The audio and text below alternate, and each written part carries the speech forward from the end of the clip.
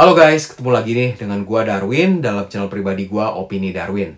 Apa kabar kalian semua? Semoga dalam keadaan sehat semua ya. Dan dalam video kali ini gua akan share mengenai harga. Nah, bicara mengenai harga, sebenarnya ketika kita pindah dari Indonesia ke Kanada, mungkin ada harga yang harus dibayar guys. Dan gua mau share mengenai hal itu.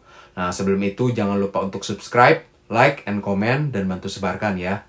Dan bagi yang belum kenal gua, mungkin baru pertama kali nonton video gue, nama gue adalah Darwin, gue sudah tinggal di Kanada kurang lebih 6 tahun, dan gue tepatnya tinggal di Greater Toronto area. Dan gue bekerja sebagai accountant. Oke, simak videonya sampai habis. Oke guys, bicara mengenai harga yang harus dibayar, poin nomor 1 ialah mengenai pekerjaan. Gue share sedikit mengenai background gue dulu ya. Gue dulu di Indonesia terakhir bekerja sebagai Corporate Audit Department Head di salah satu perusahaan retail yang terkemuka di Indonesia ya. Kalau gue sebutkan brand supermarketnya, pasti kalian semua mungkin tahu. Nah, gue bekerja di sana di levelnya mungkin belum tinggi-tinggi amat sih. Berada di posisi managerial level. Dan kalau boleh dibilang sebenarnya udah cukup comfort juga ya. Bekerja di posisi manajerial. Nah, secara gaji juga udah lumayan. Dibilang tinggi? Enggak. Dibilang kecil juga enggak ya. Gaji gue cukup lah. Dan gue sebenarnya harusnya bersyukur dengan fasilitas yang ada dari perusahaan itu. Ketika gue pindah ke sini, gue itu bener-bener downgrade guys. Seperti yang gue pernah share dalam beberapa video sebelumnya. Gue bekerja mulai lagi sebagai co-op student. Ya, gue bekerja sebagai karyawan magang. Dan setelah gue bekerja selama 4 bulan sebagai karyawan magang, gue dipromot menjadi, bukan dipromot ya, gue di-hire menjadi permanent staff, tapi menjadi accounts payable administrator. Dan setelah 1 tahun sebagai administrator, baru gue akhirnya dipromot menjadi senior staff accountant. Nah, kurang lebih seperti itu guys. Jadi gue downgrade secara pekerjaan, dan itu adalah harga yang gue harus bayar. Tapi seperti yang gue jelaskan ke kalian kan, bahwa ekspektasi yang gue set waktu ketika gue pindah dari Indonesia ke Kanada ialah gue akan siap mulai dari nol lagi. Jadi ketika gue mempunyai mental untuk siap berangkat dari nol lagi, gue menjadi tidak terlalu kecewa, dan gue sadar bahwa inilah harga yang gue harus bayar dari segi pekerjaan gue. Lalu poin kedua itu berkaitan dengan istri gue guys. Istri gue pun membayar harga yang cukup mahal, dan gue sangat appreciate dia ya. Gue salut sama dia. Karena yang pertama itu, dia ketika mau pindah ke Kanada, dia udah khawatirkan mengenai hawa yang dingin. Dia orang yang tipenya kurang kuat menahan dingin guys. Tapi akhirnya dia bela-belain demi keluarganya ya. Demi suaminya dan demi anaknya. Dia ikut pindah ke Kanada. Lalu yang kedua berkaitan dengan karir dia guys. Dia di Indonesia terakhir itu bekerja sebagai guest relation manager di salah satu hotel yang cukup terkemuka di Indonesia. Cuman memang lokasinya bukan prime, yaitu di Sudirman, tapi di Kemayoran guys. Tapi dengan posisi yang ada sebagai manager, sebenarnya dia sudah cukup lumayan ya. Secara income juga secara jabatan juga. Nah, ketika pindah ke sini, dia harus downgrade guys. Dia bekerja di kitchen ya. Dia pernah kerja di Tim Horton, dia pernah kerja di kitchen, di kantin perusahaan. Lalu dia juga pernah bekerja di salah satu restoran burger di sini juga ya. Jadi benar-benar di luar yang menjadi bidang dia guys. Nah, dia lakukan itu semua, dia bayar harga itu semua demi keluarga dia. Jadi gue benar-benar salut sama dia. Dia pun ketika beberapa tahun yang lalu, ketika mulai kuliah, dia pun kuliah full time tapi sambil bekerja juga guys. Jadi bayangkan betapa capeknya juga dia ya. Dia harus bekerja sambil kuliah juga. Dan gue bener-bener salut sama dia karena dia mau support gue untuk pindah ke Kanada. Dan juga berkaitan dengan sebenarnya ketika dia mau meninggalkan Indonesia, dia pun sebenarnya cukup keberatan karena dia harus meninggalkan mamahnya. Dia cukup dekat dengan mamahnya ya. Tapi akhirnya benar-benar dia korbankan itu semua demi gue guys. Nah, saat ini istri gue baru selesai kuliah diploma in hairstyling dan sedang menjalankan apprenticeship ya. Atau kurang lebih seperti praktek kerja ya, kurang lebih sekitar setahun guys. Oke guys, poin berikutnya itu berkaitan dengan properti. Gue mau share hal ini, nggak ada maksud mau sombong atau pamer sama sekali. Nggak ada maksud untuk hal itu ya. Nah, gue bersyukur sama Tuhan, karena apa? Ketika kita berumur 30, gue dan istri maksudnya ya, itu sudah bisa melunasi KPR kita guys. Kita sudah bebas mortgage waktu itu. Jadi ketika kita mau decide pindah ke Kanada, kita tuh bener-bener udah gak terlalu khawatirin mikirin untuk tempat tinggal kita guys. Nah, ketika kita pindah ke sini guys, akhirnya kita juga decide untuk beli properti di sini, tapi harus menggunakan mortgage.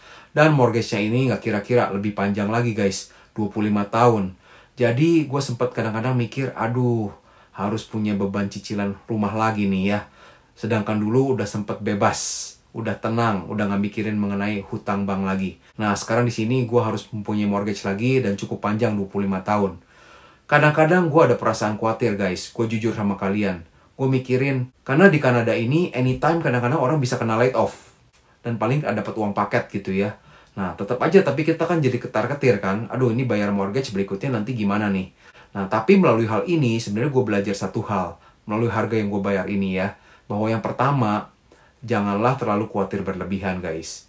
Kita harus percaya bahwa yang di atas pasti akan memelihara kita selama hidup kita lempeng dan taat ya guys ya. Lalu yang kedua juga berkaitan dengan ayo, kita harus belajar berani mengambil resiko juga. Kadang-kadang kita terlalu berada di comfort zone, nanti akhirnya takut melakukan ini, takut melakukan itu. Jadi, ya, kalau memang harus berhutang untuk demi membeli properti, ya why not? Oke guys, poin berikutnya itu berkaitan dengan income guys. Di awal-awal guys, gue kan bekerja sebagai accounts payable administrator ya, kurang lebih setahun. Dan itu mulai stabil income-nya, karena gue bekerja sebagai permanent employee.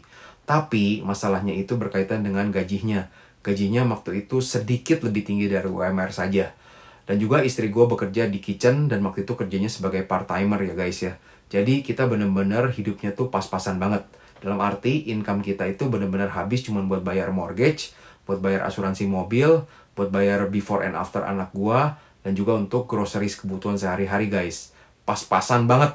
Dan itu kita jalanin kurang lebih 1,5 tahun guys. Sebelum akhirnya gue dipromot sebagai senior staff. Dan gajinya lumayan lah ya, sehingga kita ada spare sedikit untuk menabung guys. Nah itu menurut gue itu ada harga yang harus dibayar juga guys. Ketika di Indonesia dulu kita sudah lumayan secara income, terus kesini mulai lagi di awal ya, sekitar beberapa tahun pertama itu benar-benar hidup hemat, mengencangkan ikat pinggang, pengeluaran benar-benar dikontrol dengan sungguh-sungguh ya guys ya. Itu sesuatu yang gak mudah loh guys ya. Nah ini sesuatu yang kalian harus pertimbangkan dengan sungguh-sungguh. Ya, persiapkan diri. Kecuali jika kalian memang mempunyai tabungan yang lebih di Indonesia dan bisa spare dengan cukup ya, sehingga kalian bisa mempertahankan lifestyle yang ada seperti di Indonesia, ya itu terserah kalian. Tapi gue hanya mau menggambarkan inilah harga yang gue bayar waktu itu. Gue harus hidup berhemat selama beberapa tahun di awal ya. Oke guys, poin berikutnya itu berkaitan dengan mobil. Jadi gue share bahwa dulu di Indonesia, gue dan istri, puji Tuhan, kita berdua bisa mempunyai mobil yang kondisinya masih bagus, tahunnya juga masih muda ya, sehingga tidak mudah merongrong guys. Nah, ketika kita pindah ke sini, waktu itu di awal akhirnya kita decide setelah 6 bulan kita mau pakai mobil nih ya, karena kan punya anak kecil, repot juga waktu itu. Nah, kita memperhitungkan beberapa biaya yang ada guys, seperti asuransi ya. Gue sebagai pendatang baru, waktu itu dianggap sebagai newcomers in Canada, asuransinya itu mahal banget guys. Gue inget kalau nggak salah sekitar $350 per bulan guys, gue harus bayar asuransi. Sedangkan temen gue yang sudah lama tinggal di sini, itu bayar asuransi bisa sekitar cuma $120-130. Bayangin guys, jauh banget nggak di atas ya. Jadi asuransi gue dulu mahal banget.